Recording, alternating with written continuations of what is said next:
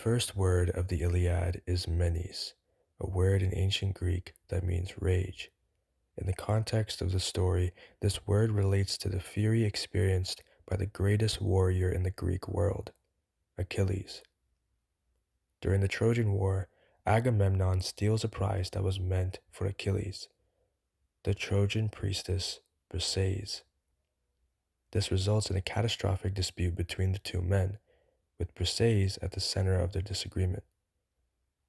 Feeling betrayed and humiliated, Achilles withdraws from battle, leaving his troops to fend for themselves and ultimately be slaughtered. In his absence, Patroclus, a close friend of Achilles, decides to trick the Trojans into believing Achilles had returned to battle, hoping to frighten them away from the Greek ships and save their comrades. He doesn't survive. Hector kills him and does so while Patroclus is wearing Achilles' armor, meaning Hector believed he was killing Achilles himself until the very end.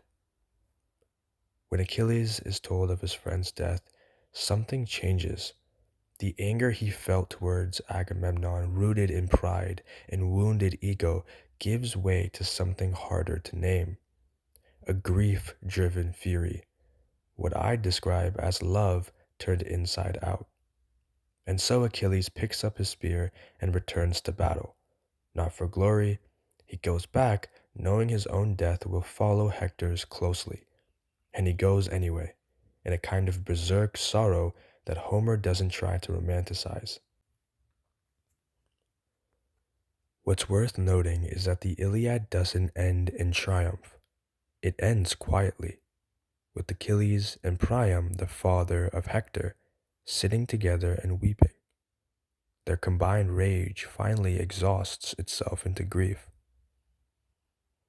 And that grief makes way for something unexpected: compassion between two enemies on opposite sides of a brutal war. Reading this made me question what I thought I knew about anger.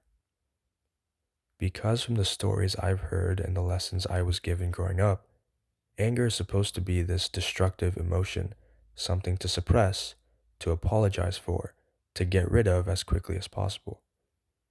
But this story complicates that. It was Achilles' anger that caused him to abandon his soldiers, but it was also his anger that brought him back.